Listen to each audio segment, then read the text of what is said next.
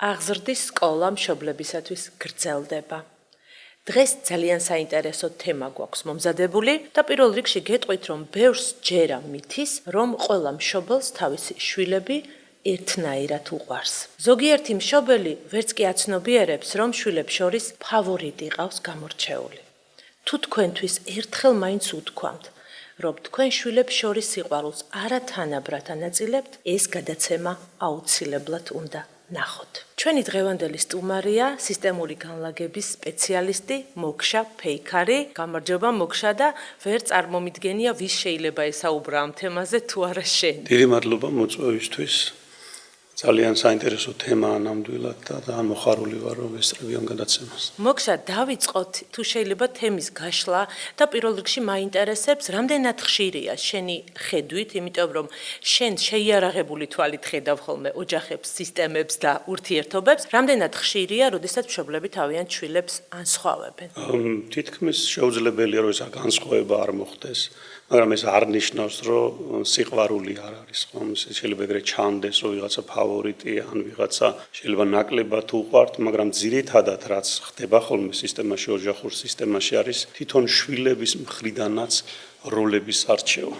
იმიტომ რომ როდესაც შვილი იბადება სისტემაში, ამ სისტემაში უკვე თავისებური იერარქია, ქრონოლოგია, თავისებური წყობა, წესრიგებია, თავისებური ადაწესებია და ამაზე მორგებას ცდილობენ შვილები და ისინი თავიანთ თავზე იღებენ ამ სხვადასხვა როლებს. და აქედან გამომდინარე ხდება მერე მშობლების დამოკიდებულება შვილებისადმი. კი, რა თქმა უნდა, იმიტომ რომ შეიძლება მშობელს, ერთ-ერთ მშობელს ან მშობლებს აქვთ მოლოდინი და ერთ-ერთმა შვილმა აიღო ზუსტად ეს მხარე, რომ მშობლების მოლოდინის შემსრულებელი გახდეს. ანუ ეს ლოიალობა იმდენად უპირობოა შვილის მხრიდან და თან ეს არაცნობიერ შრეზე არც კი გვახსოვს, როდის დაიწყო ძალიან ასე ვთქვათ, ღრმა ბავშვობიდან იწყება, შეიძლება მუცლად ყოფნის დროსაც დაიწყოს, მე კიდე ცალკე თემებია და შეიძლება ერთ-ერთმა შვილმა თავის თავზე აიღოს ის, რაც დაფარულია ამ ოჯახში, რაზეც არ საუბრობენ. ან აბორტალი შვილი, ან ვიღაცა მის განდევნილი ან სისტემიდან, ანუ მათ აქვთ ეს თქვათ გარკვეული ანტენები, მგზნობელობა, ინტუიცია, სად მოვიდნენ და რა თასკები უნდა აიღონ საკუთარ თავზე, რაც არაცნობიერად ხდება. როგორ შეიძლება ამის დიაგნოსტირება გავაკეთოთ ან დავადგინოთ? აი, ხო არსებობს გარკვეული სიმპტომატიკა, როგორ უნდა მიხვდეს ადამიანი, რომ ან თავის ადგილზე არ არის, ან შვილებს ანსხვავებს, იმიტომ რომ ხშირად მშობლები ამას ვერ აფიქსირებენ. ხო, რა თქმა უნდა, ეს ძნელი არის, იმიტომ რომ წინა თაობებში მით უმეტეთ არ არსებობდა ესეთი დიაგნოსტიკა, მეთოდოლოგია, თვითრეფლექსია. სისტემური განლაგება ერთ-ერთი მეთოდია, ერთ-ერთი ყველაზე ძლიერი მეთოდია, რომელიც ზუსტად ანახებს ამ დაფარულ დინამიკას, თუ რა ლოიალობები შეიძლება იყოს, რომელი წევრის მიმართ, რომელი ოჯახის წევრის მიმართ, რომელი თაობის მიმართ. და ეს ანუ ძალიან აღქმადია და ძალიან ხელშესახებია ამ მეთოდით. რა ხდება სისტემაში, როდესაც არათანაბრად არის სიყვარული გადანაწილებული? ანუ რა ბედი ეწევათ ხომ ამ შვილებს? ხო, ნუ ესე ვიტყოდი, ბედი არ არის ეს წყალებში ვიტყოდი. მოცემულობა და ბედი თვითონ შეული ადამიანს თვითონ აირჩიოს. არ არის ასე თქვათ დასჯა, რომ ეხლა მე მოვედი მეორე ან ამიტომ მე ეს უნდა ავიღოთ ჩემ თავზე, ეს მაინც იმ ლოიალობიდან გამომდინარე შვილის არჩევანია და სხვა გზა თითქოს არ აქვს, მაგრამ ზრდასრულ ასაკში მას შეუძლია უკვე თავისი ბედი განსაზღვროს და ამისთვის რაღაცა საფეხურებია გასაკეთებელი. აი, ხშირად შენგან მომისმენია და მე მეც დავაკვირდი, რომ აი, როდესაც რომელიმე ერთი შვილისადმი არის მეტი ყურადღება, მეტი რესურსი მიმართული, სწორედ ის შვილი ინგრევა, ასე ვთქვათ, ბჭყალებში. ხო, ანუ ფაქტობრივად კი არ ეხმარებიან მშობლები, გამოდის რომ ხელს უშლიან, ხო, ამით? ხო, ეს წნეხი და ძალიან ხშირ შემთხვევაში პირველ შვილზე მოდის ხოლმე, იმიტომ რომ პირველად გახდნენ ისინი მშობლები, თუმცა ეს არ არის აბსოლუტური მოცემულობა. წნეხი არის, რომ მან უნდა ეხლა შეასრულოს მშობლების ოცნებები, უნდა, ასე ვთქვათ, შეცდომა არ უნდა დაუშვას, ასახელოს ოჯახი. ეს არის ის წნეხი ოქროს ბავშვასაც ეძახიან. ხო, ამის საპირისპიროა მერე შავი ცხვარი. ხო, ის სხვა თასკებს იღებს საკუთარ თავზე. და ეს არის ზუსტად ის, რაც შეიძლება იყოს წნეხი, თუმცა ეს არ არის აუცილებელი პირობა. თუ პირველი შვილი არის და მშობლები ხელს უწყობენ, რომ განვითარდეს პოტენციაში, მას აქვს რომ იყოს კარგი ლიდერი. პასუხისგებლიანი. ანუ პირველობა უკვე ლიდერობა. ხო, ლიდერობა, პასუხისგებლობა, სკილები უნვითარდება და არა წნეხი და შეცდომის დაშვების არ აქვს ამისი უფლება. გააჩნია როგორ დამოკიდებულება, როგორი დამოკიდებულება აქვს მშობლებს შვილებთან, აქედან განისაზღვრება ამ რესურსის გამოყენება ან პირიქით ტვირთად აღქმა. სხვათა შორის ქართულ სინამდვილეში ძალიან ხშირია ხოლმე განსაკუთრებით რეგიონებში, როდესაც ბიჭი, განსაკუთრებით პირველი ბიჭი, ან ბოლო ბიჭი არა აქვს მნიშვნელობა, ბიჭი არის მთავარი შვილი. და გოგო თითქოს არის რაღაც მეორე ხარისხოვანი შვილი და როგორც წესი ეს გამორჩეული ბიჭები ძირითადად არიან ხოლმე ცხოვრება დაქცეულები, ამასაც ბრწყალებში ჩავსვავ. ხო, იგივე პატერნია, რაც ახლა ვთქვი, რომ იმაზე უფრო მეტი იმედი აქვს თითქოს და შეიძლება ზუსტად ამის გამო ის პირიქით დეპრესიაში ჩავარდეს. ამ ტვირთის გამო, თუმცა ეს არ არის ცალსახად ამის გამო, შეიძლება სხვა რაღაცის გამო ხდებოდეს, ანუ სისტემური განლაგება ზუსტად აჩვენებს ხოლმე რა არის რეალობა და რა არის თქვა ჩვენი, ასე თქვა, კოგნიტური დასკვნა, რომ აი ეს იმიტომ ხდება, რომ თქვათ ბაბუესე იყო, ან იმიტომ ხდება, რომ წნეხი აქვს ამას, ეს არ ვიცით. მაინც ეს ისტორია ყოველთვის არის გასაწევი და სუფთა ფურცლით დასანახი, თუ რატო ხდება ეს. ხშირად ხდება ხოლმე, რომ ბიჭი მაგალითად რაც შენ თქვი, ანუ რაღაც თავის თავზე ტვირთს იღებს, ეს ტვირთი შეიძლება წნეხი იყოს მშობლებისგან და შეიძლება იყოს თავის თავზე აღება იმისი, რასაც მშობლები მალავენ. ანუ დაფარული რაღაც დინამიკა არის და ამას თავის თავზე და ამ დროს ხდება ხოლმე მისი დამხმარე და თითქოს მშობლის როლს იღებს და მშობლები თითქოს პასიურები არიან. აქ ხდება სრულად როლების არევა, ანუ ორივე დედმამიშვილი. ერთმანეთთან მიმართებაშიც და მშობლებს არც ერთი არ ასრულებს თავის პასუხისმგებლობას და თავის task-ს, ასე ვთქვათ. ანუ ბავშვები ხდებიან არასწორ როლებში, არასწორ დროს და არასწორი task-ებით არიან დაკავებული. აი აქედან გამოსვლა არის მთელი ეს პროცესი, რაც გასაკეთებელია ამ სისტემაში ბავშვებისთვის. ძალიან საინტერესოა, მაგრამ როცა ამ თემაზე ვსაუბრობთ, ესეთი განცდა მაქვს, რომ რაღაცა galaktikაში ვარ ჩაკარგული, იმდენად ფართო და ესეთი ვრცელი თემა, რომ ფაქტობრივად არ უჩანს ამას საზღვრები. აი, რა მაინტერესებს, ვინც მაგალითად სისტემურ განლაგებაზე არ ყოფილა, ან არ იცის იმის შესახებ, რა არის სისტემური განლაგება. აი, რა შეუძლია მოიმოქმედოს იმისთვის, რომ დაინახოს ეს არეული როლები, ან როლების შეცვლა სხვაგვარად, სხვა მეთოდოლოგიით დაბრუნება. თავის ადგილზე დაბრუნება არის შესაძლებელი? კი, რა თქმა უნდა, შესაძლებელია. ამას ჭირდება გარკვეული პასუხისმგებლობა, გარკვეული მიხვედრილობა ამის, რომ ფაქტებით დავიწყო ცხოვრება. თუ მე ამის უნარი მაქვს, ან რაღაცა მეთოდი მეხმარება ამაში, ხო აუცილებელი არ არის მარტო სისტემური განლაგებების. ფაქტი არის, რომ მე დავინახო, რომ მე რაღაცა ტვირთს ვატარებ. ვიღაცის ტვირთს ვატარებ. მეორე ის, რომ მე ამის ტარება აღარ მესაჭიროება. და მესამე ის, რომ მე უკვე ვაძლევ ჩემ თავს უფლებას, რომ ჩემი ცხოვრებით ვიცხოვრო. ეს საფეხურებია, პირველი აღიარება, მეორე დაბრუნება და მესამე მოტრიალება და საკუთარ ცხოვრებით ცხოვრება. სამი ურთულესი საფეხური. ურთულესი საფეხური, მაგრამ ზრდასრულობა ასე გამოიხატება, ანუ ეს არ არის სიყვარულის წინააღმდეგ, ეს არის გაცნობიერება, რომ ბავშვს აქვს უპირობო ლოიალობა, უპირობო ნიშნავს, რომ სიცოცხლესაც კი დათმობს და ხშირად ეგეთი кейსებიც არის. და ეს უპირობო ლოიალობა არ არის ზრდასრული, გაცნობიერებული სიყვარული. ამისთვის მე დამოუკიდებლობა მესაჭიროება. და დამოუკიდებელი როცა ვარ, მე უკვე შემიძლია დამოუკიდებლობა სიყვარულისთვის მქონდეს. ანუ რაღაცისგან უნდა გავთავისუფლდე, ამ ტვირთისგან უნდა გავთავისუფლდე, პირველ რიგში რაღაცისთვის რომ ვიყო თავისუფალი, ხო? ანუ დაკავშირებისთვის, სიყვარულისთვის და ეს თავად სისტემასაც ეს უნდა, ანუ სისტემას როცა ვახსენებთ, ეს არ ნიშნავს რაღაც ნეგატიურს, ეს არ ნიშნავს რაღაც ჩახლართულობას, რომელიც ძალიან ცუდია და ჩვენზე გავლენას ახდენს. დასავლეთ ევროპაში და ზოგადად დასავლურ კულტურაში კოლექტიური არაცნობიერი არის, ხო ეს ტერმინი, თუმცა არსებობს კოლექტიური ცნობიერიც, რომელიც აღმოჩენილი უფრო იყო აღმოსავლურ ფილოსოფიებში და ფსიქოლოგიით ნაკლებად იყო განვითარებული, ასე ვთქვათ. და ეს სისტემური განლაგება არის ესეთი საკვანძო მომენტი, როდესაც ხდება კოლექტიური არაცნობიერის კოლექტიურ გაცნობიერებულობაში გადასვლა, ანუ სისტემაში გაცნობიერებულობა შემოდის და ამისთვის საკმარისია ერთი ადამიანიც კი თავის თავზე ზრუნავდეს. რაც აუნა პარადოქსული იყოს, ის ხდება სისტემის განმკორნებელი.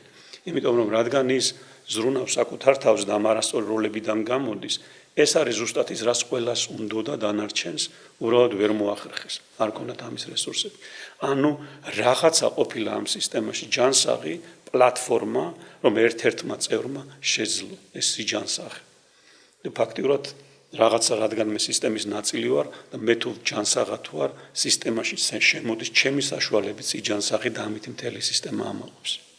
მაშველი რგოლიც ვიპოვეთ ფაქტობრივად, ხო? აი ძალიან ხშირად სვავენ ხოლმე ამ კითხვას, რომ აი მაგალითად ჩემს შვილს, ძქმარს, დედას, მამას, ოჯახის წევრებს არ უნდა ამისი დანახვა და შესაბამისად არ შეუძლია ამის შეცვლა. და მარტო მე რას ვიზავ? და აი ძალიან მნიშვნელოვანია, რომ მარტო ერთ ადამიანს შეუძლია ყველაფრის შეცვლა. ჩემი ფოკუსი თუ იმაზეა მე სხვების შევცვალო ეს არ არსებობს. გამოუვალია მდგომარეობა. მე თუ საკუთარი თავის მიღებას ვიწყებ და სხვების მიღებას ვიწყებ, ეს კეთილგანწყობა რეზონირებს სისტემაზე. თუმცა ჩვენ ამაზე კონტროლი არ გვაქვს, მაგრამ ძალიან ხშირი შემთხვევებია, როდესაც ეს რეალურ ცხოვრებაში ძალიან დიდ ცვლილებებს იწვევს ხოლმე. საინტერესო კიდევ ის არის, აი აღიარო ის სამი ნაბიჯი, რომელიც შენ განსაზღვრე, პირველი არის დანახვა, აღიარება, ხო სახელების დარქმევა. ძალიან ხშირად ადამიანებს ეუხერხულებათ სახელების დარქმევა, იმიტომ რომ როდესაც მშობელთან ლოიალურობიდან გამოდიხარ და თავის სახელი უნდა დაარქვა ყველაფერს, ხო? თითქოს ჩვენს კულტურაში უხერხულია ამის სახელის დარქმევა. ანუ ბევრი რამე არის სირცხვილი და ის რომ მშობლებს უნდა სცე პატივი არის არასწორად აღქმული და გაგებული. და მე ვფიქრობ, ამიტომაც ჭირს ხოლმე ლოიალობიდან გამოსვლა, რომ ბავშვობიდან რაღაც არასწორად გვაქვს მოკლედ ეს ჩადებული და აღქმულიც არის არასწორად. დანაშაული შეგრძნება მოყვება რაიმეს აღიარებას. ხო, არასწორი დამოკიდებულებაა თუნდაც პატივისცემასთან, ხო? პატივისცემა არის, როდესაც ტვირთს აბრუნებ თავის ადგილზე. ანუ შენ მშობელს პატივს ცემ, რომ მას თავისი ტვირთი აქვს ატარებელი. ამითი. იმიტომ რომ მისი გასაკეთებელი რაც არის, მასთან აბრუნებ. ეს პირიქით ჩანს, რომ თითქოს მე უნდა გავაკეთო სხვისი გასაკეთებელი რაც არ ფუნქციონირებს. სხვის საშინაო დავალებას ვერ გააკეთებ. და პატივისცემა ზუსტად ეს არის. ბევრჯერ მინახავს მშობელი, რომელიც თავის შვილს ეუბნება, მე მამაშენთან დედა მინახავს ასეთი. მე მამაშენთან იმიტომ ცხოვრობ და იმიტომ დავრჩი ამ ოჯახში და გაუძელი ძალიან დიდ უბედურებას, რომ შენ სრული ოჯახი ქონოდა. აი მე მინდა ეს მითი დავამსხვრიოთ, რომ ეს არ არის ამაში კარგი არაფერი არ არის, ეს არის საშინელი ტვირთი. ხო, რა თქმა უნდა, ბევრი ესეთი სახის წინადადებებია თუ შენ გამო არ ვისწავლე, არ შევქმენი კარიერა. კი, მაგრამ როდესაც ამას იძახის მშობელი და მე მაგაზე ვარ და მიჩნდება დანაშაულის შეგრძნება, რომ თურმე დედაჩემი ესე იტანჯებოდა, ამ დროს მე იმასაც უნდა შევხედო, რომ ცხოვრებაში რას აკეთებდა დედაჩემი ჩემთვის. და შეიძლება ძალიან ბევრ რამესაც აკეთებდა. ხო? ანუ მეორე მხარესაც გამოვიხედო. შეიძლება ასეთ რაღაცასაც ამბობს, რომ მეორე რაღაცას აქვს ამას. როცა უკვე ზრდასრული ვარ, კი, ხო? ხო, და საქმე ის არის, რომ ზრდასრულობაში, როცა მე ვზრუნავ მშობელზე, სხვა რაღაცა არის, მაგრამ მე თუ მიწევს ბავშვობაში მშობლის ტვირთის აღება, იმიტომ რომ ის ვერ აგვარებს თუნდაც მეუღლესთან საქმეს, თუნდაც რაღაც ასე ვთქვათ, ცხოვრებისეულ თემებთან და მე ამასთან გაიგივება მაქვს, მის ტრამვასთან გაიგივება მაქვს და მე მიწევს ბავშვობის დათმობა და დიდობა უკვე თავიდან ეს ტვირთი არის. ამას განსხვავება არის მშობელზე ზრუნვა, საიდან მიწევს. თუ ზოგჯერ არის ბედი, რომ სხვა გზა არ მაქვს, სხვა მშობელი დაავადებულია, ლოგინათ არის და თავიდანვე მიწევს. მოვლა ეს ბედის საკითხია, ამას ვერ შევსვით, მაგრამ თუ ეს ხდება მშობლის, ასე ვთქვათ, არჩევნიდან გამომდინარე, მაშინ ეს არის ფსიქოლოგიაში ამას ეძახიან პერენტიფიცირებას, ანუ პასიური პერენტიფიცირება, როცა დედა სუსტია და მამა ჩაგრავს და შვილი ავტომატურად დედისკენ ხდება და დედის დამცველის როლში შედის, რაც საერთოდ არ უნდა იყოს მისი, ასე ვთქვათ, დავალება. ამ პირიქით აქტიურად ჩართული არის აქტიური პერენტიფიცირება, რასაც ქვია, რომ შვილი ვთქვათ რაღაცა რაც თვითონ უნდა ის გამოვიდეს შვილი. თუ გინდა თავისი სათამაშო, ან თუ გინდა რაღაცა სასახელო, ან ნებისმიერ ამ, ანუ პერენტიფიცირება ნიშნავს, რომ გავლენები არის ჩემს ცხოვრებაზე, რომელიც ჩემს, ასე ვთქვათ, ხასიათს ყველაფერს განსაზღვრავ. და აი აქედან გამოსვლა არის მთელი, ასე ვთქვათ, სამუშაო, რომ მე გავწიო ზედმეტი კონდიციები, რამაც ჩემი ეგოკონსტრუქტი ჩამოაყალიბა და ჩემ სივრცე მქონდეს, რომ მე თავისუფლად დამოუკიდებლად ვარსებობ და ჩემი იყოს, ჩემი ცხოვრება იყოს, იმიტომ რომ ბავშვს სისტემური განლაგებაც ამას აკვირდება, ბავშვს აქვს უფლება დედისგანაც აიღოს რაღაცა, მამისგანაც აიღოს რაღაცა, ისედაც აღებულია ძალიან ბევრი რაღაც გენეტიკურადაც, ხო? მაგრამ თავისი უნიკალური გზით წავიდეს. ეს უნიკალური გზა, რომელიც განუმეორებელია, იმიტომ რომ ესეთი მოზაიკა, კომბინაციური მოზაიკა, როგორც ეხლა შენ ხარ ან მე ვარ, ჩემი თაობებიდან გამომდინარე, არ არსებობდა აქამდე. ამიტომ ზუსტად ამ უნიკალური გზით შემიძლია მე წავიდე. რა საინტერესოა. ამას წინათ ასტროლოგი ყავდა პოდკასტში და ყვებოდა როგორ დაუკვეთეს მშობლებმა, როდის გავიკეთოთ საკეისრო, რომ ბავშვი ფეხბურთელი გამოვიდესო. ხანდახან ბავშვი დაბადებულიც არ არის და მისი ბედი უკვე თავიდანვე მიუღებელია თუ ის არ შეასრულებს იმ მისიას, რაც მასზე არის დაკისრებული. ხო, უკვე მუცელშივე მაგას ვიზახებ. ტვირთია გაკიდებული. ზოგჯერ არის ტყუპი მუცელში, რომელიც გარდაიცვლება და მოდის, შვილი იბადება და შეიძლება ეს არც კი იცოდნენ, შეიძლება იცოდნენ კიდევაც და მას აქვს ეს დანაშაულის შეგრძნება, რომ ვიღაცის მაგივრად ცხოვრობს და ხშირად არის ხოლმე აი ამ ტყუპთან დამშვიდობება და უფლების აღება, რომ მე მაქვს უფლება, რომ ცოცხალი ვიყო. ეს არის ის ტყუპი, რომელიც იბადება, მას აქვს დანაშაულის შეგრძნება გარდაცვლილი. გარდაცვლიდან, ხო. რა საინტერესოა. არა მარტო ტყუპი, რომელიც გარდაცვლილი, არამედ წინაპრებთანაც გვაქვს ხო ეს. ებრაელებს მაგალითად კოლექტიურად ქონდა ერთ-ერთი სისტემური განლაგებაზე, რომელიც ქართულადაც მაქვს ნათარგმნი სხვათა შორის ებრაელების ოჯახის кейსი იყო. ადამიანი გზნობდა თავს უბედურად, მეუღლე ყავდა შვილები, მაგრამ არ გზნობდა თავს კომფორტულად, რაღაც სულაც უხებდა და გამოჩნდა ეს ლოიალობა იმ ებრაელებთან, იმ თაობის ებრაელებთან, რომლებიც მეორე მსოფლიო ომში კონცლაგერებში დაიხოცნა. და არ აძლევდა თავის თავს უფლებას, რომ ბედნიერი ყოფილიყო ეცხო. და ამის მერე წავიდა ეს დინამიკა, რომ ის ფაქტობრივ განლაგებაზე თვითონ მოძალადეები და მსხვერპლები დააყენეს ერთმანეთთან და ორი სხვადასხვა დინამიკა ჩანდა ამ ოჯახის და იმ ოჯახების, რომლებსაც მოძალადეები უკან ყავდათ და ნუ იქ კიდე ძალკეთება ამ პოდკასტის ფრეიმს გავწდებით ამაზე რო ვისაუბროთ. რიგითობის ტრავმებზე მინდა ვისაუბროთ, იმიტომ რომ როგორც ბენეფიტები გააჩნია პირველ შუათანა და ნაბოლარა შვილებს, ამ როლებს, ასევე გააჩნია თავისი გარკვეული სიმძიმეები, ხო?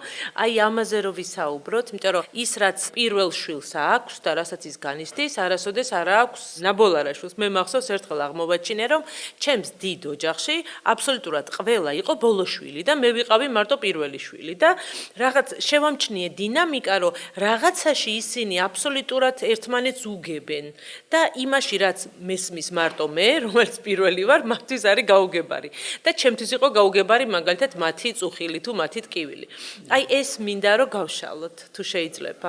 ხო, ანუ რასაც ამბობ ეს როლები, ზოგადად ესეთი ფრეიმია, ხო, პირველი ვინც არის მისი ასე თქვა ტრავმა შეიძლება იყოს, წნეხი შეიძლება იყოს, რომ მან უნდა ასახელოს ოჯახს, უნდა იყოს პირველი წარმოჩენილი, შეცდომის დაშვების უფლება არ აქვს და რაც უვითარდება ეს არის თუ კარგად არის ამ როლში, პირიქით ეს სკილები ლიდერობის და პასუხისმგებლობის, ხო. მეორეს რაც უჩნდება არის დაკარგული არის ფაქტიურად, იმიტომ რომ თუ პირველიც არის და მესამეც არის, ანუ შემდეგია შუალედური, ანუ შუათანაშვილია, მას აქვს განსტარო, აი მე ხა უნდა ვიბრძოლო. რომ გადავრჩემთ პირველზე იყო ყურადღება და ბოლოზე გადავიდეთ, თქოს ეს გამოტოვებული არის.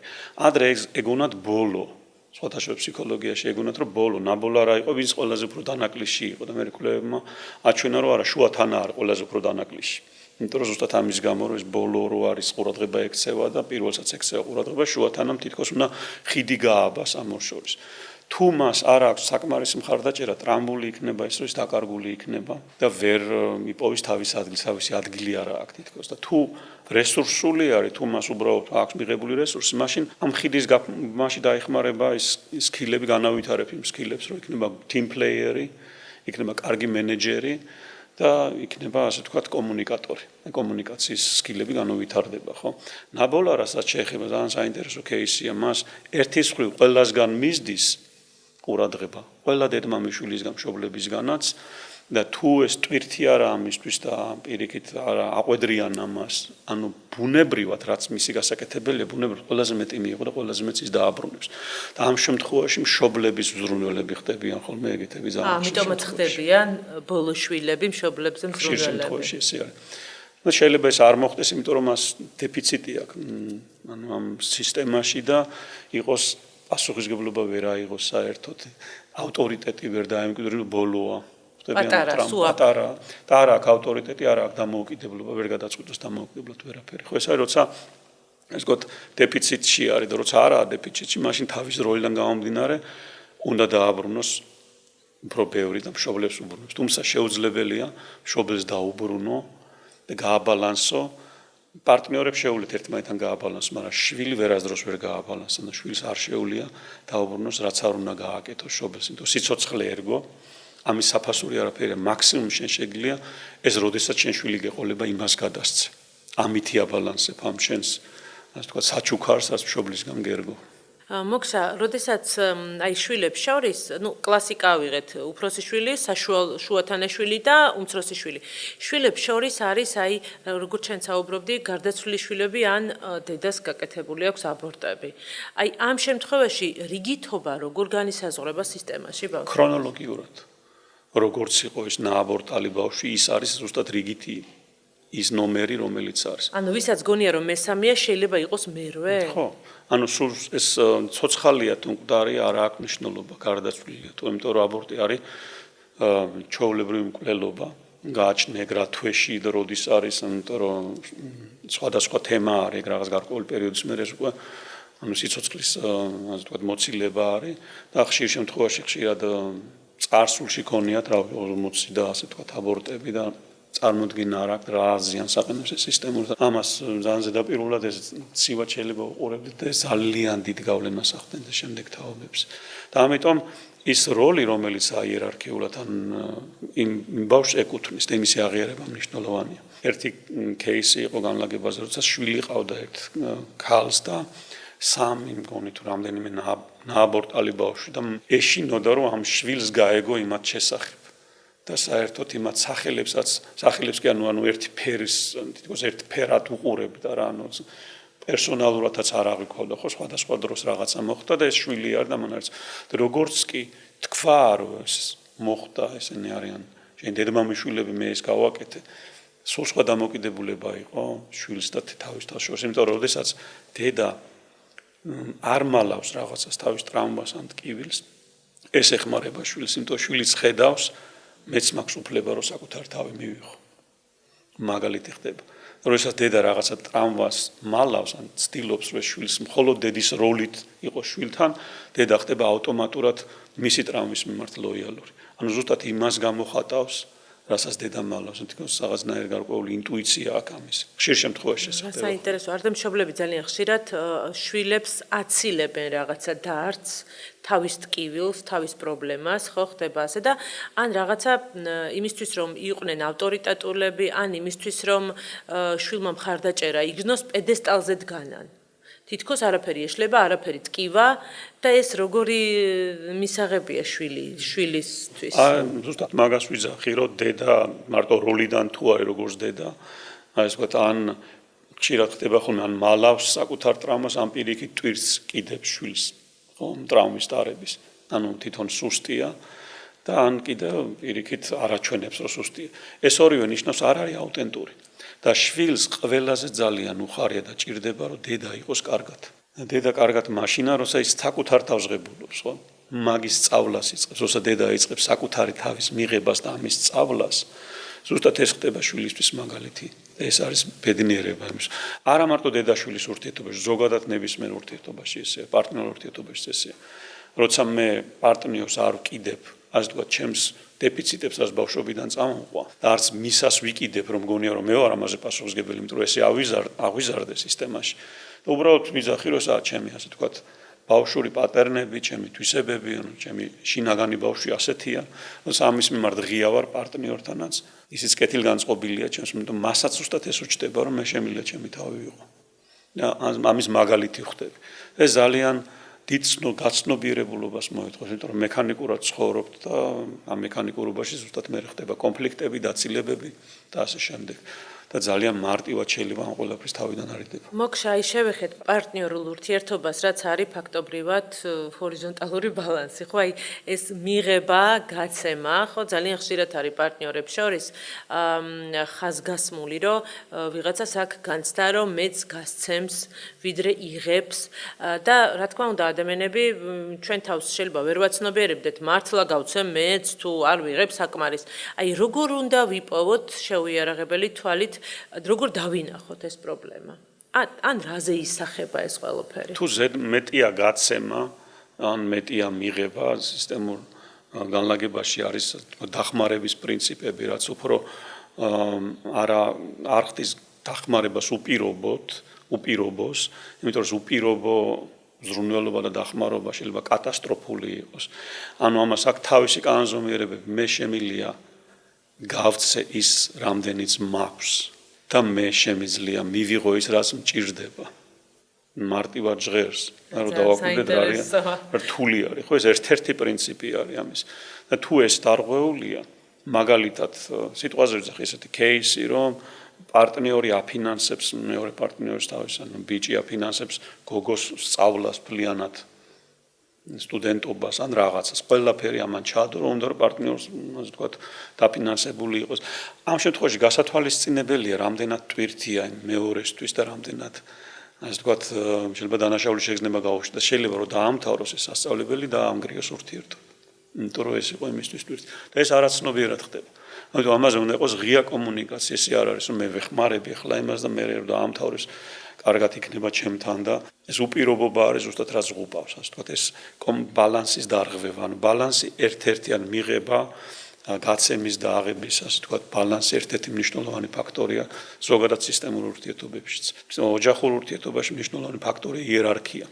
ვინც წინ იყო, იმას პრიორიტეტი აქვს. ეს არ არის პრიორიტეტი, რომელიც არის მორალური, ეს არის პრიორიტეტი, რომელიც არის ბუნებრივი, იმიტომ რომ როდესაც ვთქვათ, ბაბუამ ვიღაცამ რაღაცა ვერ მოაგვარა, სისტემას აინტერესებს მხოლოდ ამის შემდეგი თაობა, რომელსაც საერთოდ არაფერი არ დაუშავებია, ასე ვთქვათ, იმიტომ რომ წინასწემს პატივს.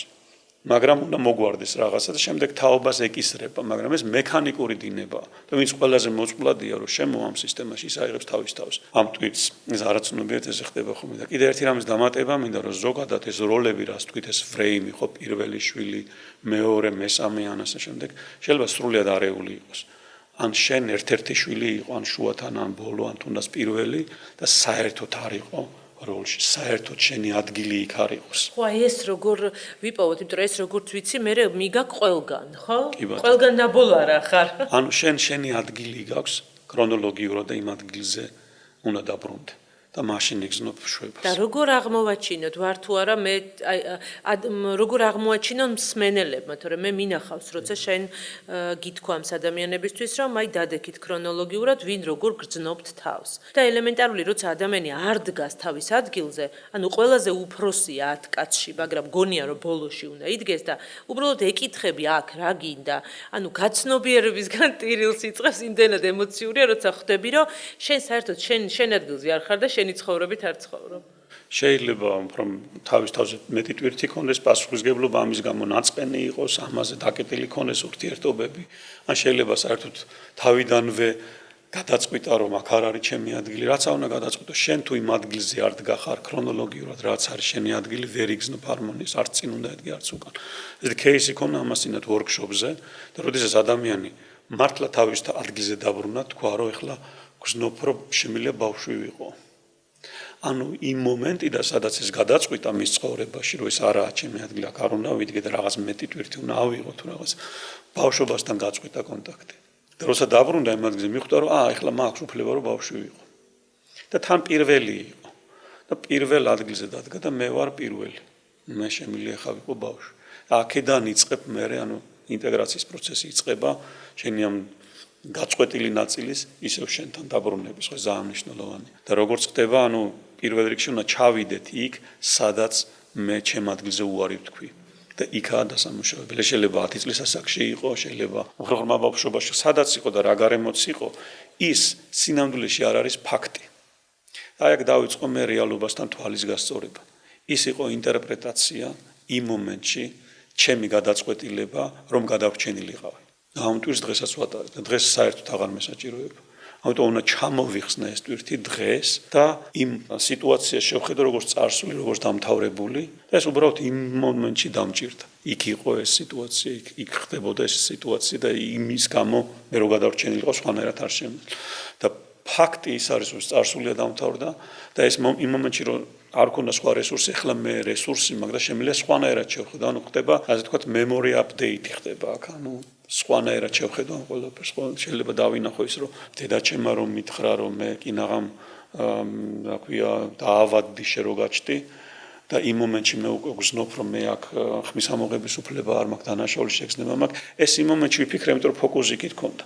და ეხლა რო შევხედავ აქეთ თურმე რამდენ რაღაცას მაძლევდა, რამდენი რაღაცა უხაროდა ჩემთან ერთად, მაშინ მე ამას ვერ ხედავდი, იმიტომ გადავწყვიტე რომ გადავჩენილიყავი, ჯობდა რომ ყოფილიყავი დაკეტილი, ჩუმი, ხმარა მომიღო და ეხლა უცებ შევხედე და უიმე თურმე მე შემიძლია რომ ბავშვი ვიყო, ბევრი რაღაცა მიმიღია და მთლიან დავინახო ეს სურათი. ხო ეს უკვე მაყენებს მე ისევ ჩემ ადგილს რომ მე მაქვს უფლება რომ ვიყო რა ვიცი, შემაწუხებელი, რომ ვიყო კითხვები დავსვა და ასე შემდეგ. სხვათა შორის ადრე, როდესაც ხვდებოდი ისეთ кейსებს, როდესაც მაგალითად მშობელს უნდოდა გაეკეთებინა აბორტი ბავშვზე და არ გაიკეთა. და შემდეგ ეს ბავშვი გაიზარდა და მშობელი უყვება მას, რომ მე შენზე მინდოდა აბორტი გაეკეთებინა. აი ძალიან სერიოზულ პროტესტს იწვევდა ჩემში, რომ რატო ამბობთ ამას, ხო? ანუ რატო არის აუცილებელი რომ ბავშვი ინფორმირებული გავხადოთ, მაგრამ ეხა შენ რო საუბრობ, მიჩნდება განცდა, რომ სწორედ ინფორმირებული გავხადოთ იმისთვის რომ ის მიხვდეს რაც ჭირს, რატო ჭირს. და შემდეგ მოვინანიოთ, მე მგონი უკეთესი გამოსავალია. თვითონ რატომ ვეუბნები ამის მიზეზი, შეიძლება სხვადასხვა იყოს. ეს ერთი, მაგრამ არც მაგას აქვს მნიშვნელობა ბავშვისთვის, იმიტომ რომ დედამ რაც გადაწყვიტა ბავშვისთვის, რელევანტური ისაა. ანუ გადაწყდა, რომ ეს ბავშვი ყოფილიყო. გადაწყვიტა, რომ ის დაბადებული იყო, ანუ მას ერგო სიცოცხლე. ეს არის რელევანტური. აქცენტი პოზიტივზე გაკეთდეს. ფაქტზე. ფაქტზე. ხარ გაპოზიტიურობა, ეს არის ფაქტი, რომ გადაწყვიტა, მე ახლა გადავწყვიტე ამ პასუხისგებლობის აღება, რომ ეს შვილი მინდა მყავდეს და მოგჭა. დანარჩენი მე არ მინდოდა და იმას არ უნდოდა და ეს რელევანტური არ არის. იმიტომაც ხარ, იმიტომაც არსებობს გადაწყვეტილება იყო მიღებული. და შენ შეგვიძლია შენ ცხოვრებით იცხოვრო. მოგჭა შავი ცხვარი ვინ არის? აი რა არის ეს ტერმინი შავი ცხვარი რო ავხსნათ? ბერტელინგერს თვითონ აქვს ესეთი შავ ცხვარზე ძალიან ესეთი მიძღვნილი აქვს, ასე თქვა, ბევრი რაღაცა ლექციებზეც ახსენებს ხოლმე და ხშირ შემთხვევაში არის ოჯახის განმკურნებელი. ანუ ყველაზე უფრო მოწყვლადი, ვინც თავის თავზე იღებს რაღაცას, რაც ამ ოჯახში არ ითქმება, დაფარულია, დამალულია და შეიძლება მართლა ესეთი რაღაც საოცარი იყოს, ან ტრანსგენერაციული იყოს, შეიძლება ძალიან დიდი თაობების წინ იყოს, ან აქვე იყოს მშობლებთან ეგ გამდინარე იქიდან თუ რა სისტემა არის, ხო? ეს ყველაზე უფრო მოწყვლადია. ანუ ფაქტობრივად განდევნილი რაც არის, ან ვიღაცა, ან რაღაცა ამ სისტემაში დამალული რაც არ საუბრობ, რაც დაკეტილი არის, ზუსტად იმის მიმართ აქვს ლოიალობა. ანუ მეორე მხრივ ოქროს ბავშვს შეიძლება გამკურნებელი ვერ იყოს, იმიტომ რომ მას ტვირთი აქვს. პირიქით ეს ტასკი აქვს, რომ თავის ცხოვრებით ვერ ცხოვრობს. თითქოს ვალდებულებები აქვს დაკისრებული, მაგრამ სხვა მხრივ წნეხი აქვს. და შავი ცხვარი, ასე თქვათ, ის ხდება ხოლმე, რომელსაც თავის თავზე აქვს აღებული ის ჭრილოვანი მხარე ამ ოჯახში რაც არის. და ეს ფაქტიურად ტვირთს იღებს თავის თავს. ეს არ ნიშნავს, რომ ამითი ის კურნავს, მაგრამ ეს თავის თავზე რო იღებს, მაგალითს ვიტყვი, კიდე ცოტა შევატრიალებ, ხშირად მოდის ხოლმე დაავადებული ბავშვი ოჯახში. ჩვენ გონია, რომ აიმე ჩვენ გინდა რომ ჯანსაღი ბავშვი ყავდეს. ეს სადღაც არის სულიერი მასწავლებელი ამ ოჯახის. შავი ცხვარი, ასე ვთქვათ, თავის თავზე იღებს იმას, რის აღებაც არავის არ სურს ამ სისტემაში, თავისი მოწყვლადობის გამო და ეს არის, ასე ვთქვათ, ზუსტად ის ინტუიცია, რომ ამ სისტემას ეს ჭირდება, რომ განიკურნოს, ანუ მე ავიღებ ამას ჩემ თავზე. და შეიძლება მართლაც დაავადებების სახით იყოს, ხო, ანუ ბავშვი მოვიდეს დაავადებული, რომელიც შემოაქრა ამ სისტემაში სიყვარული, არავინ არ აზიარებს, კონფლიქტები არის. თუმცა შემოვიდა დაავადება აქ ბავშვს და მასზე ზრუნავენ. მე მინახე რადიკალურად შეცვლილი მშობელი. ძალიან პოზიტიურად შეცვლილი მშობელი, ზუსტად ასეთი ბავშვის გამო, მანამდე ამბიციური იყო, შეიძლება, ასე ვთქვათ, საერთოდ მოიწვენ დაფრინავდა იდეებში და ამან დაამიცა და ადამიანად გახადა. ამიტომ მაგას ვიზახი თავის თავზე რა აქვს აღებული, რისთვის მოვიდა ჩვენ არ ვიცით და აქედან გამომდინარე ზუსტად ის არის გამაერთიანებელი ამ ოჯახის. სხვათა შორის ხშირ შემთხვევაში ამბიციების და ფრენის რა გითხრათ, თუმცა ჩვენ შემთხვევაში იყო ზუსტად ესე, როდესაც ჩემი შვილი დაიბადა, დაბადებიდან აი აბსოლუტურად სხვა მხარეს მოგვატრიალა მთელი ოჯახი. სხვა მხარეს და მე არც პროფესია მექნებოდა ეს პროფესია რომელიც ახლა მაქვს. ყველა შეუცვალა პროფესია ოჯახში, ყველა შეუცვალა აზროვნება, მსოფლმხედველობა და ის შემოგვატრიალა სხვა მხარეს. სულიერი მასწავლებელი მოვიდა ოჯახში. ესე გამოდის, კი. ჯერ შემთხვევაში ესა. თუმცა იმისთვის სადაც გაკვეთილია ეს ყველაფერი, მარტო ის არ არის მასწავლებელი ჩვენთვისაა, მაგრამ როდესაც სწავლობ, ორი მხარე აქვს ამას, არის პასიური სწავლაც და აქტიური სწავლაც, ხო? პასიური, როდესაც შენ სწავლობ მასწავლებელისგან, მაგრამ მასწავლებელი აქტიურად სწავლობს სწავლებისგან, როგორ ასწავლის. კი, კარგია თუ ყველა პრობლემას ან დაავადებას ამ კუთხით შევძლებთ რომ შევხედოთ, იმიტომ რომ მაშინ ნებისმიერ შემთხვევაში რესურსი იქნება ყველაფერი, რაც ჩვენ ცხოვრებაში ხდება. ეგრეც არის. ყველაფერი რესურსულია, თავად რო თქვა ეს რადიკალური რაღაცა ომიც კი სიცოცხლის სამსახურშია, ომის პროპაგანდას კი არ ვეწევი ასე ვთქვათ, მაგრამ ომის შემდეგ ეს არის დეფიციტი ამ სიყვარულის ექსტრემია პირიქით დესტრუქციული, მაგრამ ამის შემდეგ ის ტექნოლოგიების განვითარებები ინერგება ხოლმე ცივილიზაციაში, რომელსაც ცივილიზაცია შემდეგ საფეხურზე გადაყვავს. რაღაც ბენეფიტი იმასაც აქვს. არ ჩაგვითვალა ომის პროპაგანდაში მოგშაბედაშე. არა, მაგრამ ფაქტი არის ის განვითარებები ტექნოლოგიურ რაც ახლა გვაქვს ომების შედეგად, იმიტომ რომ სწრაფდება რაღაც მოვლენები და ეს მერე სარგებლიანობა მოაქვს ამას. ხო, ნუ მშვიდობის ფასიც ახლა როგორც არ უნდა ბანალურად ჟღერდეს რომ მშვიდობის ფასს ვიღებთ ომის თუ კონფლიქტის მერე, ფაქტობრივად ესე ვიღებთ რა. როგორც დანაკარგის მერე ვიგებთ იმის ფასს, რაც გქონდა. სხვაგვარად არ გამოდის. ანტიტომ ბიოლოგიაც აბალანსებს ამას, უფრო მეტი ბიჭები იბადებიან და მერე ხდება ომი და ისინი კლებულობენ, რომ მამაკაცები კვდებიან ხო. თავისებური ბუნებას აქვს თავისებური ბალანსი და თავისებური ანგარიში, ხო ეს არ ვიცით რა და როგორ არის, მაგრამ ბალანსი არის ეს თქვა ძალიან მნიშვნელოვანი. თან ძალიან საინტერესოა რომ აი ეს კარგი ცხოვრება ასე ვთქვათ, ხო, ქმნის სუსტ ადამიანებს, სუსტი ადამიანები ქმნიან ცუდ დროს, ცუდი დრო ქმნის სიზნელებს, სიზნელები მერე ქმნიან ძლიერ ადამიანებს, რომლებიც ქმნიან კარგ დროს და ეს ყველაფერი წრეზე ტრიალებს და მიდის. კი, და ჩვენ შეგვიძლია მხოლოდ დავეთანხმოთ და გამოვიყენოთ. მოგშა ადამიანები, რომლებიც ასე ვთქვათ, ატარებენ რიგითობის ტრავმებს, ასე ვთქვათ. და აი მაგალითად თუ არიან ჩარჩენილი ბავშვობაში, ან ეს პირველობა ზედმეტად აქვს მორგებული ოჯახში, ან ჩაკარგულები არიან როგორც ჩაუშუათანა ბავშვი.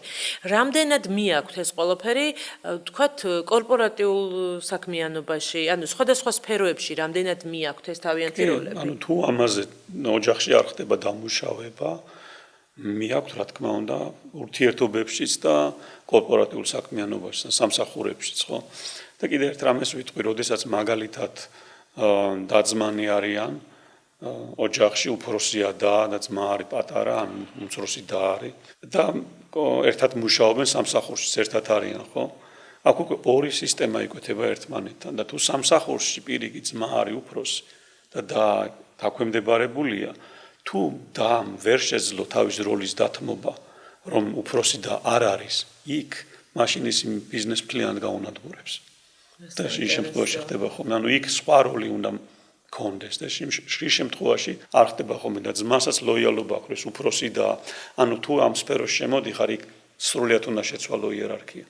საინტერესო. კორპორაციულ სამყაროში თან იერარქიები ცვლილება შესაძლებელია. იმიტომ შეიძლება უფროსი უმცროსი გახდეს კონტრაქტზე დაფუძნებული. ოჯახურ სისტემაში შეუძლებელია. მოცემულობა ბოლომდე ესე, ანუ ბავშვმა თუ თავის თავზე აიღო დიდობა, ის ტვირთია მისთვის დისბალანსი არის, ხო? კორპორატიულ სამყაროში შეიძლება კონტრაქტიდან გამოხვიდე და დაამთავრო. და სასურველია რომ კარგად გამოხვიდე და დაამთავრო, ხო? ოჯახიდან ვერ გამოდიხარ. ანუ ოჯახური სისტემა არის ბოლომდე, ანუ ბოლომდე გავლენას ახდენ შენზე, შენ ვერ გააკეთებ იქ კონტრაქტიდან ვერ გამოდიხარ. და ერთადერთი გზა მოგვარების არის სიყვარული. ამიტომ არის ძალიან რთული. რაც მაგალითად კორპორატიულ სამყაროში არ არის საჭირო. იქ სიყვარული არ არის მიზანი, იქ არის წარმატება და ერთად რას ვაკეთებთ. ანუ ბალანსი, წარმატება, სხვა სისტემები და სხვადასხვა კანონზომიერებები არის და ეს ძალიან მნიშვნელოვანია რომ გავითვალისწინოთ ერთმანეთში არ აგვერიოს. თუ ჩვენ იგივე სისტემური ხედვით, როგორც ოჯახში ვართ, მივიდივართ კორპორატიულ სამყაროში, იქ ძალიან დიდ არეულებებს შევიდეთ. სიყვარული თუ შეგვაქვს, იქ ძალიან დიდ არეულებებს შევიდეთ. საინტერესოა. მაგრამ კიდევ იცი რა აშკარა რა ხდება რომ თვითონ ოჯახში შესაძლებელია აი სიყვარულსაც ვეძახით მე მეგონოს რომ ამ სიყვარულს ვასხივებ და მაქვს ხო და ამ დროს რაღაც ჩემ ტრავმებში ვიყო ჩაკარგული და არ გამომდიოდეს ამის გამოხატვა მაგრამ კორპორატიულ სამყაროში ძალიან მარტივად ჩანს რაღაც ისე თუ არ არის ეგრევე ეტყობა საქმეს ხო ფაქტობრივად ხო, ну იქ ფინანსებით შეგიძლია დათვალო, არის თუ არა სწორი ყველაფერი და მათ შორის როლები. კორპორატიულ სამყაროში ფაქტიურად რაც ხდება, განსხვავება რაც არის ახლა ვარ მე და ხარ შენ და რას ვაკეთებთ ერთად ორი ზრდასრული. ოჯახურ სისტემაში რაც არის, მე ჩემ თავზე მუშაობ, რა იყო იქ, რა დამაკლდა, რა უნდა გავუკეთო ჩემ თავს და აქ უკვე რომ მოვდივარ, ითქოს სხვა ნაბიჯი არის ცხოვრების, სხვა ეტაპი უკვე მე კი არა ვარ მარტო და შენ კი არ ხარ მარტო, მოდი ერთად რაღაცა შევქმნათ. ესე იგი ეს ნებისმიერ კომპანია არის კონსტრუქტი, რომელიც ბუნებაში არ არსებობს, ხო? შექმნილი კონსტრუქტია, ამიტომ ამას სულ სხვა კანონები აქვს. ოჯახში, ოჯახურ თემაზე მე ჩემ თავზე მუშაობ, ხო, რომ გამოვიდე ამ ჩახლართულობებიდან, მიჯაჭვულობებიდან, გავაცნობიერო საკუთარი როლი, დავტოვო ტვირთი, დავიწყო ჩემი ცხოვრება, მაგრამ კორპორატულ სამყაროში უკვე ჩემი ცხოვრების შემდეგი ეტაპი არის. ანუ აქ სულ სხვა დამოკიდებულებაა საჭირო. საინტერესო, აი ადამიანები, რომლებიც ყვარიან ცოტა ბავშვობა რო გაუგრძელდა თუ ბავშვობაში ჩარჩენილები რომ არიან, მე მინახავს, როცა ისინი მიდიან კორპორატიულ სამყაროში ან ბიზნესში და იძულებული ხდებიან მართონ, ხო, რაღაც პროცესი, იზრდებიან, თითქოს ეს როლი კურნავს მათ ამ მუდმივ ბავშვობასაც. რა თქმა უნდა, თუ სწორია გამოყენებული, ზრდა მანდაც ხდება. თუმცა ყოფილი ესეთი შემთხვევები, ერთ მაგალითს ვიტყვი, რომ ერთ-ერთი ქალბატონი იყო, რომელსაც უნდოდა სტარტაპში დაწყება, უბრალოდ სტარტაპიდან ეძახდნენ, როგორც ამისი სკილები რო იქ გამოეყენებინ. და ვიტყვენ ფეხს ითრევდა. ხო, მოვალ, იმიტომ სამსახურში სადაც მუშაობდა, ძალიან დიდი ხანი უფროსი ყავდა, ვისგანაც ეს ყველაფერი ისწავლა, რაღაც კომუნიკაციები, მენეჯმენტი და ასე შემდეგ. აქედან ვერ მიდიოდა იქ. დამოუკიდებელ ნაბიჯს ვერ დგავდა. არ და იმხელა გამოცდილება ჰქონდა, რომ უკვე შესაძლებელი იყო. და აი ამ უფროსთან ჰქონდა ესე დამოკიდებულება, რომ უმტკიცებდა ამას რაღაც, რომ მე მაგარი ვარ და ამ უფროსს კიდე საერთოდ რა ინტერესებდა ამ დამტკიცებას, რომ ამან ასწავლა ყველაფერი და ეხლა ხედავს ის რა დღეშიც არის. და სისტემურ განლაგებაზე გამოიტანა ეს кейსი და საინტერესო იყო გადავიდეთ პარალელურ სცენაზე, ბავშვობის სცენაზე და ზუსტად იგივე პოზიცია ეკავა, რაც დედასთან და მამასთან. ანუ როგორც დედასთან პოზიცია ჰქონდა და მამასთან პოზიცია ჰქონდა, ზუსტად ეს როგორც მამას ისე უყურებდა აი ამ უფროს იგივე პატერნით და როგორც დედასთან ურთიერთობა ჰქონდა დისტანციური ეშინოდა და რაღაცნაირად ნაბიჯების გადადგმა, ისე იყო ამ სტარტაპთან ეს დაინახა. და მიხვდა რომ ეს ფაქტობრივად ეს შინაგანი ბავშვური პატერნები იყო მისი ბედის დიქტატორი, ასე ვთქვათ და ამის შემდეგ სულ სხვა დამოკიდებულება გაუხდა, ანუ იქ პირიქით მადლობის თქმა გახდა შესაძლებელი ამ უფროსისთან და უკვე შემდეგი ნაბიჯის გადადგმა უფრო ცხადი გახდა იმ თქვა სტარტაპში. ანუ ეს ბავშვობის სცენას დამუშავება ძალიან დაეხმარა, თუმცა ეს არ ნიშნავს, რომ სისტემურ განლაგებაში მოხვიდე და უფროს ესეთი სცენა გააკეთებინო, თანამშრომლები უყურებდნენ, აქ ეთიკური ნორმებია, იმასთან ცალკე უნდა იმუშაონ. რა უნდა გავაკეთოთ თუ ხვდებით, რომ მთელი ცხოვრება სხვის ადგილას ვიდექით? აი, მაგალითად, მშობელი, რომელიც ხვდება, რომ საკუთარ შვილთან მთელი ცხოვრება შვილის როლშია. ხომ არიან ძალიან ხშირია ეგეთი, რომ ბავშვი პატარაობიდანვე ირგებს უფროსობას თავის მშობელზე. ძალიან ხშირად არის ხოლმე, რომ სახელით პირველი შემიმჩნევია, რომ დედა და მამა კი არა, სახელით იწყებს მასთან საუბარს და ისე ესაუბრება, თითქოს ის იყოს მისი უფროსი. აი, როდესაც დედა აღმოაჩენს, თუნდაც ჩვენი გადაცემის ყურების დროს, რომ აბსოლუტურად სხვა ადგილზე არის, ვიდრე უნდა იყოს. აი, რა შეუძლია მას გააკეთოს? დედას, იმიტომ რომ ჩვენი პოდკასტი ძირითადად არის მშობლებისათვის. რა შეიძლება გააკეთოს ამ დროს დედამ? ანუ დედა იმ შემთხვევაში თუ ხვდება რომ შვილთან შვილის როლშია. ხო, თავის თავზე პასუხისგებლობა უნდა აიღოს. და ამ შემთხვევაში შეუძლია ბოდიში მოითხოვოს. ანუ ჩვენთან ხშირად არის ხოლმე რომ მშობლებს ვაპატიოთ, რაც აბსურდი არის. პატიება შეგიძლია მხოლოდ ითხოვო. თუ ვიღაცა შენ პატიობს, შენ თავს იმაზე მაღლა აყენებ. ეს არ ფუნქციონირებს, თუნდაც იესო რო გავიხსენოთ, ხო? ღმერთო აპატია მათ არიციან, რას აკეთებენ, ანუ კი არ ამბობს რომ მე მათ პატიობ. თანაბარ დონეზე დგება, მიუხედავად იმისა, რომ ჯვარზე აკრავენ, ხო? ანუ პრინციპი არის ის, რომ თანაბრები ვართ. და სიყვარული მხოლოდ შეიძლება თანაბრობაში არსებობდეს, ხო? ანუ მე შემიძლია პატიება ვითხოვო ჩემი მხრიდან და მშობელი ამ შემთხვევაში ითხოვს პატიებას, რომ მე სიტყვებით რო თქვა რა, მე მაპატიე ბოდიშს ვიხდი შენთან, გული მწყდება იმაზე, რომ მე ჩემი ასე მოუგვარებელი რაღაცებით ვიყავი დაკავებული და ვერ გხედავდი, ვერ ვგამჩნევდი, მაგრამ სხვანაირად არ ვიცოდი და სხვანაირად არ შემეძლო. ანუ აღიარება იმის რაც არის. ამ შრეზე არ არის განკითხვა. და სადაც განკითხვა არ არის, იქ შესაძლებელია დაიბადოს სიყვარული. არ აქვს მნიშვნელობა რა ხდებოდა. რა მოხდა, არაფერს არ აქვს მნიშვნელობა. და ჩვენ იმ შრეზე ცხოვრობთ, სადაც არის თითის გაშვერა და არგუმენტაცია, ხო? ბევრი შრეებია, ხო? მე კუნთოვან ჯავშანში დაძაბულობა მე ტრამვა, მაგრამ ტრამვამდე რაც იყო, რაც გვაკავშირებს ერთმანეთთან თითქოს მოწყვეტილები ვართ იმას. თუმცა ის შრე ყოველთვის არსებობს პასიურად და გველოდება, როდის მოვიცლით იმ შრისთვის, იმ რესურსებისთვის. და ასეთ სიტუაციაში, სადაც განკითხვა არ არის, ანუ აღიარება არის, ხო? აქ შესაძლებელია დაიბადოს კეთილგანწყობა. თუმცა ეს არ ნიშნავს, რომ შვილი ეგრევე გასაგები გახდა, იმიტომ შეიძლება ძალიან დიდი იყო ტკივილი და ტრამვა, ტვირთი რაც ატარა და ამისთვის დრო ჭირდებოდეს. ამიტომ ეს გულწრფელი უნდა იყოს. ანუ მოისმინა იმისგან ეს აღიარება, ძალიან კარგი და გააჩნია როგორ არის იმის დამოკიდებული, მანაც უნდა უთხრას. და თუ ამ შრეზე შეგვიძლია კომუნიკაცია, სადაც განკითხვა არა და შეფასება არ არის, ეს არის ზუსტად ის გამოსავალი, რაც სინამდვილეში ძალიან მარტივია, მაგრამ არ ვაკეთებთ. ყოველთვის პრობლემის ფესში რო ჩავიდეთ, იქ ძალიან სიმარტივე, უფრო და უფრო მარტივი ხდება. ჩვენ ცხოვრებაში პირიქით ვართულებთ და რაღაც იმებს კოშკებს ვაგებთ რო იტყვიან პრობლემებთან მიმართებაში. ხო, ხანდახან ალბათ ადამიანები ვერც ვაცნობიერებთ ამას როგორ ვაკეთებთ, იმიტომ რომ აი თუნდაც შრე, სადაც არის თითის გაშვერა და არგუმენტაცია, როგორც ახსენე, ხო?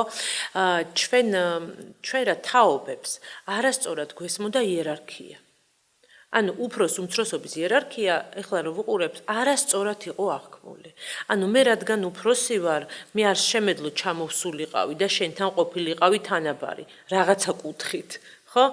და ეს რომ აი ხა ძალიან კარგად ახსენე რომ მე შენ პატიება რო გთხოვე, შენ იმ წუთში თუ არ გამოიქეცი და არ მიიღე ჩემი პატიება, აი როგორ ბედავ შენ, ეგრევე ისე უფროსობას ვიწყებ და ეს იმდენად გამჯდარია, რომ მიუხედავად იმისა, რომ ეხაც ვისაუბრეთ, მაგალითად დიდი ხნის წინაც წავიკითხე და ვიცი ეს ყველაფერი და გადაწყვეტილი მაქვს, რომ ასე უნდა მოვიქცე, ჩემ თავსაც ვიჭერ ხოლმე იმაზე, რომ აი მაინც აბა მე რო უფროსი ვარ და რაღაც ავტორიტარული ტონით რო გინდა რომ მიუთითო, ეს ან ითხოვ ბავშვისგან რომ ის პატარაა და იმან უნდა მეტი იცოდეს და იმან უნდა დაგითმოს, იმიტომ რომ შენ უფროსი ხარ და ეს ხო აბსურდია. ხო, ნუ რაც ჭირდება ურთიერთობა, ძალიან მარტივად რო თქვა, არის გულწრფელობა და სიმამაც.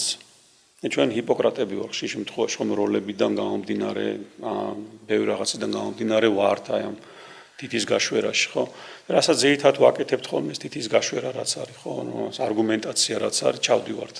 ადამ და ევამდე და იქ ევამ ვაშლი მაჭამა თიიწება, ხო? რო გავუყვეთ მთელ ამ სისტემას, ყველას თითია გაშვერილი ვიღაცისკენ. იმიტომაც ეს გრძელდება და გრძელდება. ანუ დავასრულოთ თითის გაშვერა. ანუ მარტივი მაგალითი რო თქვა, ხო, თუნდაც დედასთან მშობლებთან მიმართებაში ვარ ეხლა აქვს და იყო რაღაცები რაც მივიღე იმ წარსულისგან და არის რაღაცები რაც დარჩა, გასაკეთებელი აშკარად არ მემიღია. რას ვაკეთებ ახლა? მე შემიძლია ესეთი პოზიცია მქონდეს, რომ რაც იყო თითქოს ის არ დავინახო და რაც დარჩა, ამაზე პასუხისმგებლები მშობელი გავხატო. და თითი გავიშვირო იმისკენ, რომ აი რაღაცები რო დარჩა, გასაკეთებელი ამ დღეში ამიტომ ვარ, ხო? აქ ვარ მსხვერპლის როლში და ლეგიტიმაცია მაქვს აგრესიაზე, რაც ნიშნავს, რომ საერთოდ არ ვიცი რა არის გაზრდა. არ მინდა გავიზარდოს. სინამდვილეში უბრალოდ არ მინდა გავიზარდო. მიზეზებს ვიგონე. და პოზიცია რაც კარგი იქნებოდა ის რომ მშობელს უთხრა. სიტყვაზე ვიძახე, ძალიან ესეთი მაგალითისთვის მშობლებს ამ მშობელს რაც იყო ჩემ წარსულში, თუნდაც ბებია ბაბო, ვინც მონაწილეობდა, რაც იყო, ვთქვათ, იმიტომაც ვარ მე აქ, მაგრამ რაღაცები რაც დარჩა, ამას აწი მე მივხედო. და აქედან იწყება ზუსტად ის ცნება, რაც არის self parenting. სანამ ამას ვერ ვგებულობ რა არის self parenting, ხო, მანამდე გონია რომ ჩემი შინაგანი ბავშვის მშობელი ისევ მშობლები არიან. ისინი იყვნენ ჩემი მშობლები, როცა მე პატარა ვიყავ და ჩემი შინაგანი მშობელი მე თვითონ გავხდე. მე რო უყურებ ვიმედე და რა რთული არის მეზარება ეხა ამის მოვლა, დეფიციტებიან შინაგანი ბავშვი. როცა ამას ვიტყვი, მაშინ ხვდები რა რთული ყოფილა ეს და მაშინ მეჩდება თანაგზნობა მშობლების. მაშინ თუ შეხების როლიდან გამოდივარ და მხოლოდ მაშინა შესაძლებელი ემპათია, მანამდე შეუძლებელი. ამდენს უპირობო ლოიალობა. ძალიან შემეხოს ლეგიტიმაცია აგრესიაზე. ძალიან ისეთი მნიშვნელოვანი აკორდი იყო ჩემთვის. ნახე, როდესაც აი ის ჩემი მშობლები იყვნენ, როცა პატარა ვიყავი და ეხლა მივხვდები ჩემი თავისი მშობელი, აქ სადღაც ჩდება განცდა, რომ თითქოს უარყოფ საკუთარ მშობელს თუ ღალატობ, ხო? არა, აბსურდი არის, იმიტომ რომ ისინი მშობლები რჩებიან, ბიოლოგიურადაც შენ მათ კი არ უარყოფ, უბრალოდ შენ იწყებ ზრდასრულობას და შენი მშობლები შენი ზრდასრულობის წინააღმდეგ არ არიან. მაგიტომაც იყვნენ შენი მშობლები, ხო? ანუ პირიქით ზუსტად იმას აკეთებ, რაც უნდა გააკეთო. ამას სწორედ უღებულობ და მერე შენ როგორც ზრდასრული შეგიძლია იმათი დანახო და ხშირად ახოლმე, უიმე, ჩემი მშობლები ასაკში ყოფილან მერე დაუნახეთ. ანუ ისევ ძველი სურათით ხედავდი, აგრესიული სურათით ხედავდი, რაღაც პრეტენზიებით ხედავდი, სანამ ელინგერს პირდაპირ აქ მაგალითად თქვა, სანამ პრეტენზია გაქვს მშობლებზე, მანამდე არ იზრდები, მანამდე ცხოვრებაში წარმატება არ აქვს. შეიძლება გარედან იყოს ეს წარმატება, მაშინაგანი წარმატების შეგრძნება არ აქვს. ანუ პრეტენზია უნდა დაამთავრო მშობლებთან. რაც ძალიან რთული არის, ხო, გადააგდე არ არის, მაგრამ მიზანი ეგ უნდა იყოს, რომ მიხვდე რა გიშლის ამაში ხელს და იმაზე იმუშავა. ძალიან მნიშვნელოვანია. იმიტომ რომ მოქმედებს არა მარტო შენზე, არამედ მემკვიდრეობით თაობებს უტოვებ შენს მოსაგვარებელ საკითხებს. და რამის ხათრით მაინც უნდა დაამთავრო. ხო, პარადოქსია, საკუთარ თავზე ზრუნავ და ამით სისტემას გურნავ. არავის ეგონოს რომ აი მე ისინი უნდა გადავარჩინო. ეგეთი რამე არ არსებობს. ასე რომ არაჩვეულებრივი მესიჯი დავტოვოთ დღეს, რომ საკუთარი თავი გადავარჩინოთ და ყველაფერი კარგად იქნება, როგორ ბანალურადაც არ უნდა ჟღერდეს. მოგშა, ერთი კითხვა მაქვს კიდევ. სისტემაში ყველას გვაქვს ჩვენი ადგილი და ბავშვს ყავს დედა, ყავს მამა. აი, როდესაც ბავშვი არის გაჩენილი ხელოვნური განაყოფიერებით და დედას წარმოდგენა არ აქვს, ვინ არის მამა და სად არის. აი ამ შემთხვევაში და დედა ცდილობს, რომ სისტემაში დედაც მე ვიყო და მამაც მე ვიყო. როგორც ვიცი ეს, მე ძალიან დიდ აგრესიას იწვევს ხოლმე და აი ამ შემთხვევაში როგორ უნდა დავალაგოთ ეს ყველაფერი? ძალიან ისეთი кейსია, ინდივიდუალური кейსია, მაგაზე კვლევები არსებობს, ანუ კლინიკას აქვს ჩატარებული, კლინიკებს აქვს ჩატარებული გერმანიაში მთელი რეპროდუქციის ყველანაირი, ანუ ხელოვნური განაყოფიერებით, სუროგატ მშობლები და ასე შემდეგ, აი ყველანაირი კვლევებია და მაგაზე აქვს გაკეთებული სისტემური განლაგება, ყველა ამ кейსი, ინდივიდუალურ кейსი, ძალიან ბევრი თემებია მან და ძალიან საინტერესო რაღაცები გამოდის.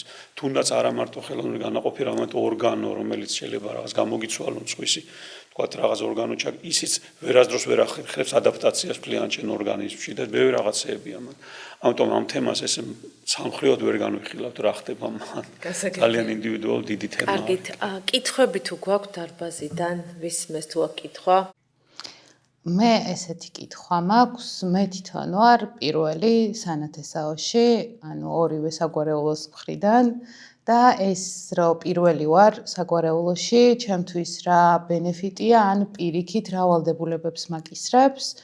და ჩემი მეორე კითხვა იქნება, თქვენ როგორც დღეს მოყევით და ახსენეთ, სანათესაოში ყავს ბავშვი, რომელიც არის თავის ჯანმრთელობის პრობლემებით მოსული და რამდენად მნიშვნელოვანია, რომ გააზრებული გქონდეს ჩვენი მიმღებლობა, როგორც მშობლებს, ისე და-ძმას, ოჯახის წევრებს ამ ადამიანის მიმართ, რომ მისი ცხოვრება იყოს მარტივი და მისი როლი და მისია იყოს ჩვენ მიმართ სხვანაირად უფრო უკეთესად შესრულებული და ჩვენი მხრიდან მიღებული.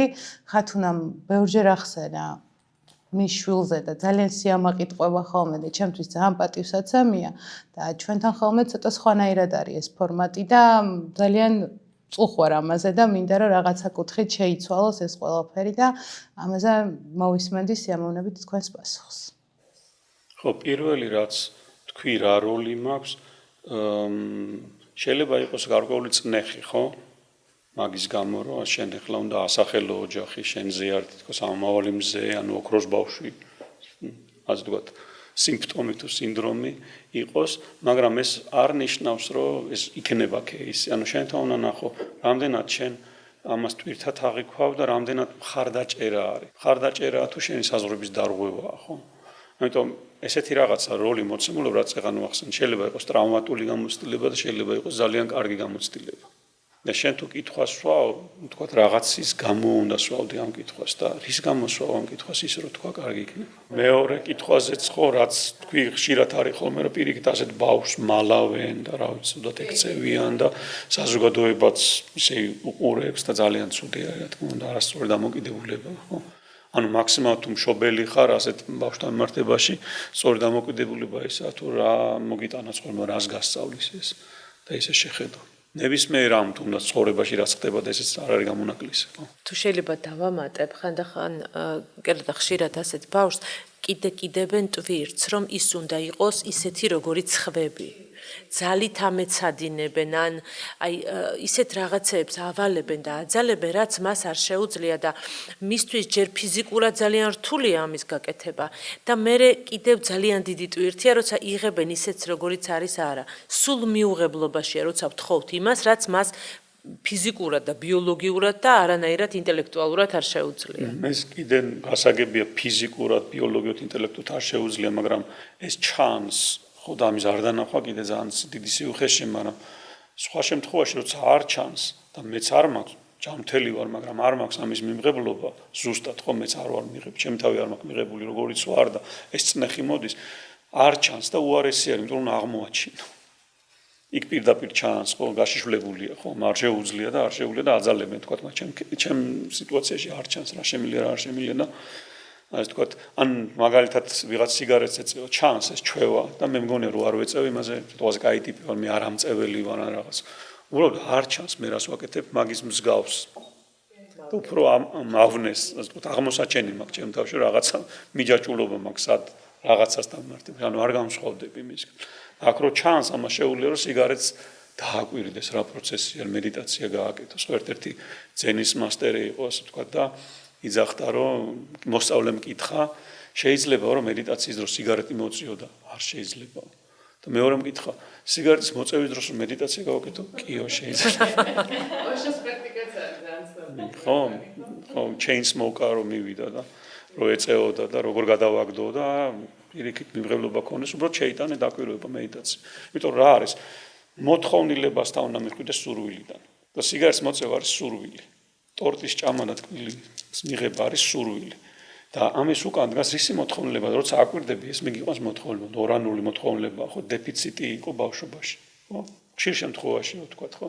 და როცა ამ მოთხოვნილებას დააკმაყოფილება, რომ დამკვირვებელი შემოდის აქ, იმხელა გასაღებს პოულობ არა მარტო სიგარეტს გადააგდებს სიტყვაზე ან გადავარდება ეს არამედ ის მოთხოვნილება აღარ გიქნება აკმაყოფილებული იქნება ხო და თუ ცხოვრებაში გადავდივართ სურვილებიდან მოთხოვნილებებზე ეს არის პირველი ნაბიჯი ზრდის ანუ მოთხოვნილება არის წყლის დალევის როცა წყურია და ამ დროს კოკა-კოლა რო დალიონ ვისკი რო დალიონ ნებისმიერ რაღაც არ მოგიკრავს სულს და წყალი ყოველთვის ბანალურია ეგოს არ უყვარს ბანალურია მაგრამ რა უნდა მიქნას ხო და ეგ არის რაც მკურნავს რაც გშველის ხო დღევანდელი გადაცემის ბოლოს უთხრათ ჩვენს სმენელს, იმიტომ რომ თემა დაუსრულებელია, იმდენად საინტერესოა და აი რა იქნებოდა ბოლო მესიჯი დღევანდელი დღისთვის. რითიც დავიწყეთ, რაც ახლა ჩემთან სურათად მოდის, ეს საფეხურებია მნიშვნელოვანია იმ წარსულთან მიმართებაში. ვიტყოდი რომ მე ვღებულობ ჩემს წარსულს ისეც როგორიც ის იყო. აწყოსთან ვკავშირდები და ღია ვარ ჩემ მომავლის მიმართ. არა ჩვეულებრივია. მე კიდევ ერთხელ ხას გაუსმევდი და დავამატებდი, რომ აუცილებლად გვიყვარდეს და მივიღოთ საკუთარი თავი. ეს არ არის მარტივი, მაგრამ შესაძლებელია და შვილს ყოველთვის უნდა ბედნიერი, ჯანმრთელი და ლაღი მშობლები. ამიტომ ინვესტიციის ჩადება დროის დახარჯვა იმისთვის, რომ ვიყოთ ლაღები და ბედნიერები, ვფიქრობ ნამდვილად ღირს. ჩვენი გადაცემის მხარდამჭერია Ed Production-ი, რომელიც იღებს ჩვენს პოდკასტებს. აგრეთვე ჩვენი გადაცემის მხარდამჭერი არის Dressing Room Studio, რომელიც ზრუნავს ჩემს ჩაცმულობაზე და თქვენს ჩაცმულობაზეც იზრუნებს თქვენი სურვილის შემთხვევაში და ჩვენი მხარდამჭერია ფსიქოლოგოსი და კოუჩინგის საერთაშორისო ასოციაცია. გემშვიდობებით მომავალ შეხვედრამდე.